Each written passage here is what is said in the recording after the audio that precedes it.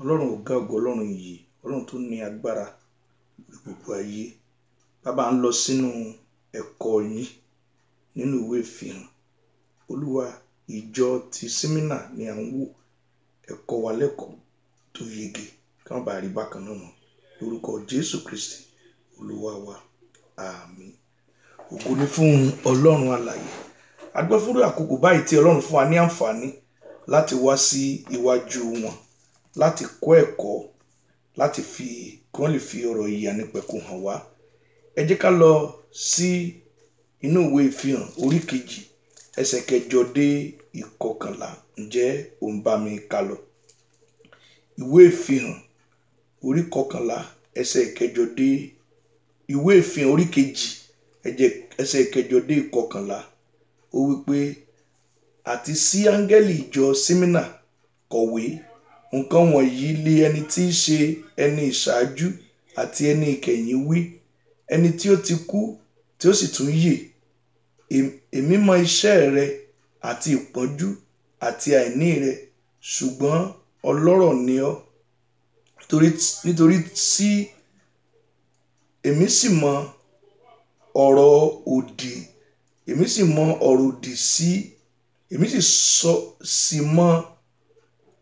òdì sí Ọlọ́run tí àwọn tí ń wí pé Júù lé àwọn tìkára wọn, tí wọn kì í sì ṣe bẹ́ẹ̀, ṣùgbọ́n tí wọ́n jẹ́ sínágọ́gù ti Sátánì. Má ṣe bẹ̀rù ohunkóhun tí ìwọ ń bọ̀ wá jìyà rẹ̀. Kíyèsí, èṣù yóò gbé nínú yín jù sínú túbú, kí a lè dán yín wò. Ẹ̀yin ó sì ní ìpọ́njú ní ijọ́ 10. Ìwọ ṣáà ṣe olóòótọ́ dé ojú ikú, èmi ó sì fi adé ìyè fún ọ. Ẹni tí ó bá lé etí kí ó gbọ́ ohun tí ẹ̀mí ń sọ fún àwọn ìjọ. Ẹni tí ó bá ṣẹ́gun kì yóò farapa nínú ikú kejì. Mo gbàdúrà pé lórúkọ Jésù, nínú àwọn tí ó farapa nínú ikú kejì, a ò ní jẹ́ ọ̀kan. Ó sọ bẹ́ẹ̀ fún ìjọ Símínà. A fẹ́ wo ọ̀rọ̀ Ọlọ́run tí ó dá lórí ìjọ ní Símínà ni à ń wò lónìí. Ìjọ Símínà wà nínú àjọ tí ó wà ní àwọn ìjọ Asia kéréje, tí a lè pe ìlú rẹ̀ ní ìlú Turkey ní ayé tí a wà yìí. Mo gbàdúrà pé ògo àti òdodo Ọlọ́run yóò máa fi ọ̀rọ̀ rẹ̀ yé wa. Ìlú Símínà ó jẹ́ ìlú tó jẹ́ pé tí a ní ibi odò tí àwọn èèyàn fi ń gba kó oríṣiríṣi àlùmọ́nì jáde. Pàápàá jùlọ wọ́n ní òjìá tí ó jẹ́ pé ó ṣe pàtàkì, owó iyebíye tí a fi ń kunra fún àwọn nǹkan. Pàápàá jùlọ a lè fi ṣe kí nǹkan kó má bàa bàjẹ́ fún ọjọ́ tó pẹ́ díẹ̀. Àwọn ará Egypt gan jẹ́ àwọn tí tó ń wá nǹkan òjìá yìí wá síbẹ̀ láti lò fún iṣẹ́ ìpòkúmọ́ wọn. Mo gbàdúrà pé lórúkọ Jésù, ìlú yìí tí àwọn àpọ́stélì tí wọ́n lọ fi ìjọ sí, mo gbàdúrà pé ètò tá ó rí, ọ̀rọ̀ tá ó rí, ẹ̀kọ́ tá ó kọ́ yóò tún ayé wa ṣe. A ò sí ní farapa nínú kújẹ kejì lórúkọ Jésù. Kókó 3 la fẹ́ gbéyẹ̀wò lónìí. Àkọ́kọ́, òun ni àpèjúwe olùgbàlà, olùránṣẹ́ náà. Ẹ̀kejì, ìròyìn lórí ipò Símínà. Ẹ̀kẹta ẹ̀wẹ̀, ìrúsókè fún àwọn ajagun tó yege. Jẹ́ ká bẹ̀rẹ̀ ní kókó àkọ́kọ́ yẹn. Olúwa yóò kọ́ wa mọ̀ ọ́n ṣe ní àpèjúwe olùgbàlà, olùránṣẹ́ náà. Jẹ́ ká wo ẹsẹ̀ 8, ìwé ìfihàn orí kejì ẹsẹ̀ 8. Àti sí áńgẹ́lì ìjọ ní Símínà kọ̀wé, nǹkan wọ̀nyí lé ẹni tí ń ṣe ẹni ìṣáájú àti ẹni ìkẹyìn wí, ẹni tí ó ti kú tí ó sì tún yè. Hallelujah. Mi ò fẹ́ ká pẹ́ lórí ìyẹn. À ń sọ̀rọ̀ ẹni ta ló lè kú kó tún yè. Ta ni ó ní mo ní agbára láti fi ìyè fún ara mi. Mo lè fi ara mi, mo lè gbìn, mo sì lè gbèǹde. Ta ń lè ní agbára láti ṣe pé kí ni o ló lè kú kó sì yè. Òun náà ni òun ló jọ̀wọ́ ara rẹ̀ fún ikú, ó sì ṣe kí ni o, agbé egbìn ó sì jí jáde. Lórúkọ Jésù mo gbàdúrà, agbára ìyè tó wà nínú Kristi yóò jẹ́ tiwa. Ẹni tó kọ̀wé, ẹni tó fìwé ránṣẹ́ láti kọ sílẹ̀ lọ́wọ́ Jòhánù, òun ni a wí pé ẹni ìṣáájú ẹni ìkẹyìn. Ta lẹni ìṣáájú àti ìkẹyìn?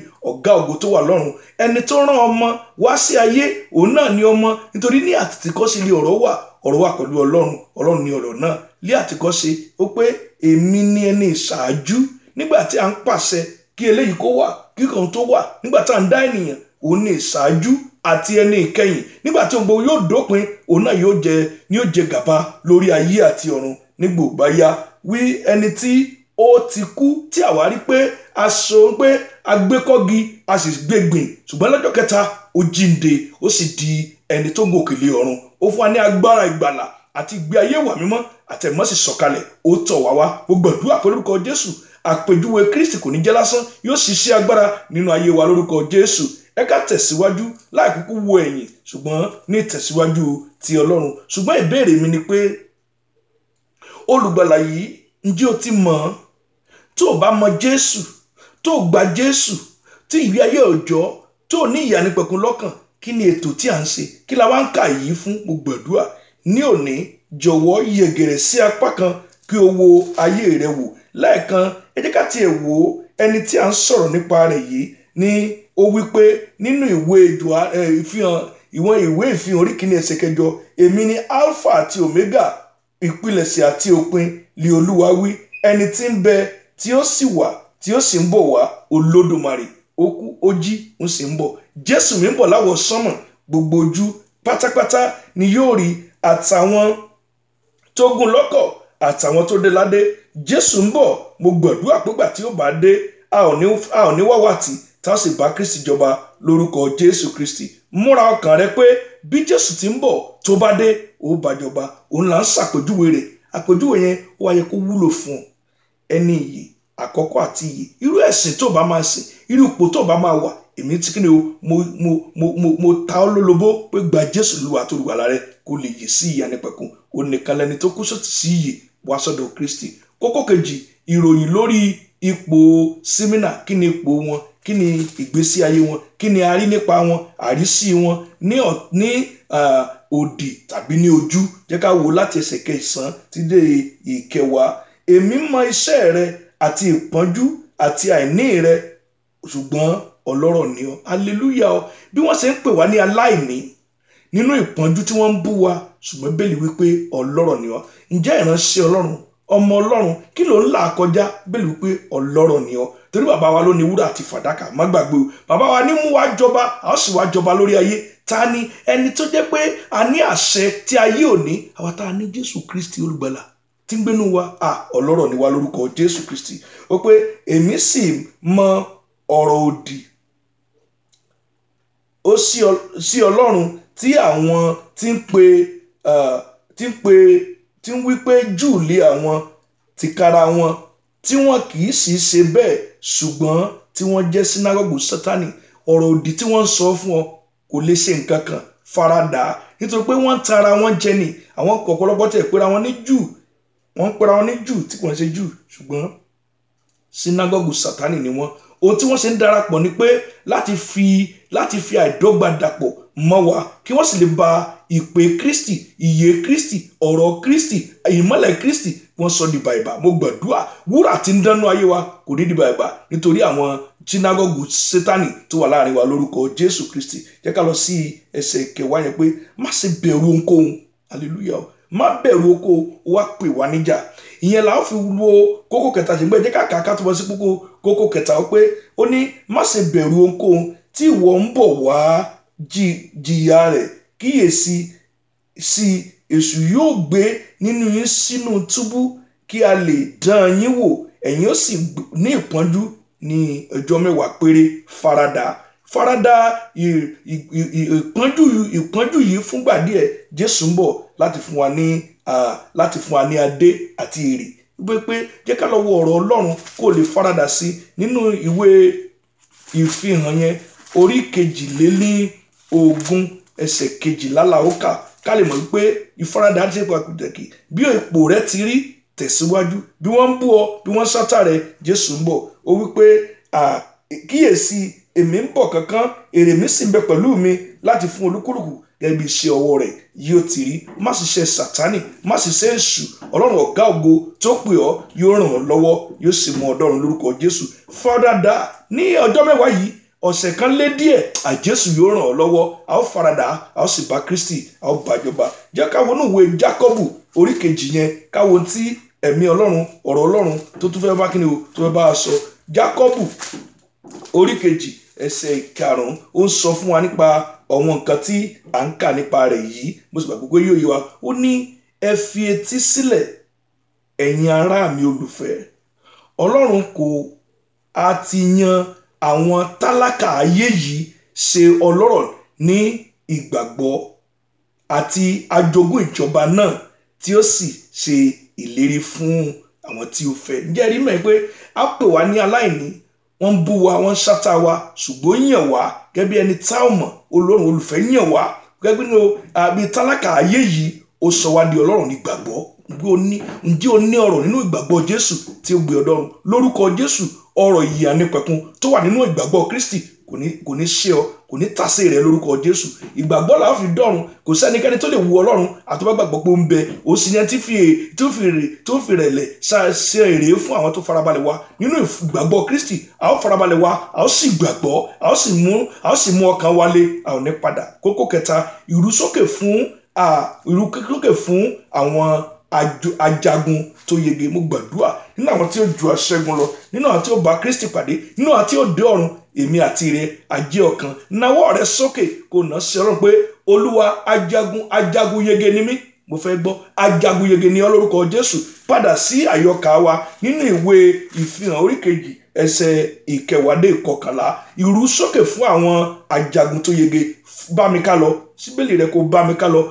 Mo fẹ́ràn, mo sì ní ìfẹ́ sí àwọn tí máa ń síbélì tí ń tú ká, tí ń tú yẹ̀wò, tí ń wò pé bó ló ṣe rí, ṣé bọ́ ti kà lórí bí àwọn ará Bìríà tí wọ́n ní ọlá ju àwọn ará Tẹsalóníkà lọ, tó pé wọ́n yí ọ̀rọ̀ náà wò. Ó yá síbélì rẹ kò jẹ́ kájọ wò nínú Ìfihàn orí kejì ẹsẹ̀ kẹwàá dé ìkọkànlá. Má ṣe bẹ̀rù ohunkóhun tí ìwọ ń bọ̀ wá jìyà rẹ̀. Kíyèsí, èṣù yóò gbé nínú yín sínú túbú kí a lè dán yín wò, ẹ̀yin ó sì ní ìpọ́njú ní ìjọ́ mẹ́wàá. Ìwọ ṣáàṣì olóòótọ́ dé ojú ikú, èmi ó sì fi adé ìyè fún ọ.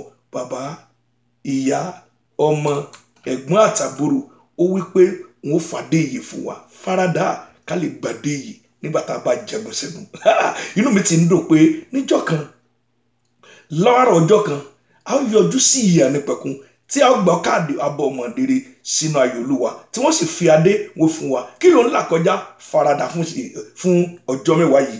Ẹsẹ̀ kọkànlá, ẹni tí ó bá lí etí kí ó gbọ́ ohun tí ẹ̀mí ń wí fún àwọn ìjọ gbogbo. Ó ń bá ìjọ. Kí ni ìjọ? Àwọn ni àwọn tí a fi ẹ̀jẹ̀ Jésù rà padà, àwọn tí Jésù ti fẹ́, tí jẹ́ kí ọmọ tó jẹ́ fún ìyàwó tí ọkọ ìyàwó ń bọ̀ wá gbé. Àwọn ni ìjọ. Àwọn ìjọ tó lógo tí kò ní àbàwọ́n rárá, àwọn ni ìjọ. Ó wá wípé àwọn tí Ọlọ́run sọ fún ìjọ, Ọlọ́run kì í bá Ọlọ́run bá ìjọ tó mọ́ sọ̀rọ̀, ó sì fẹ́ kán mọ́. Ó sọ fún ìjọ kí ló pé? Ó wípé ẹni tí ó bá ṣẹ́gun kì yóò farapa nínú ikú kejì. Èyí túmọ̀ sí pé ẹni kò bá ṣẹ́gun, ó lè gba Jésù tó torí dídópin. Ẹni ò tiẹ̀ gba Jésù àti kí ni ó ti kì í jẹ́ ajagun rárá. Ṣùgbọ́n àwa tá a gba Jésù, ajagun ni wá, torí pé a jẹ́ ajagun fún Kristi. A ó sì farada, a ó fàyà náà ìdánwò. Nígbà tí a bá farada rẹ̀ bẹ́ẹ̀ pé a ó gba dé ìyè tí a fi lè fún àwọn tó fẹ́ nínú ìwé Jákọ́bù orí kìíní ẹsẹ̀ kejìlá. Lórúkọ Jésù a ò ní farapa. Ẹni ò bá gba Jésù, ó wà nínú iná ìfarapa àti jàǹbá inú iná ọ̀run àpáàdì tí ẹ̀ ló jẹ́. Ṣùgbọ́n lórúkọ Jésù àwọn ò ní farapa láyé tí ló ń bọ̀ nínú iná ìléru àbí iná ìjóni, kò ní fa lára sí ọ̀run àpáàdì. Ògo ni fún Ọlọ́run láyé. Jẹ́ ká gbàdúrà pé Olúwa ràn mí lọ́wọ́ kí n má bàa farapa nínú ikú kejì, kí adé ìkó lè jẹ́ tèmi. Jẹ́ ká gbàdúrà. Olúwa ẹ ṣeun tó pé ẹ fẹ́ràn wa, ẹ ti fi ọ̀rọ̀ yín bá wa sọ̀rọ̀. Nínú àwọn tí ó farapa nínú iná ìléru, a ò ní sí ńbẹ̀, a bá ìjọba, a ó sì gbàdé yìí lórúkọ Jésù Kristi Olúwa wa. Àmín.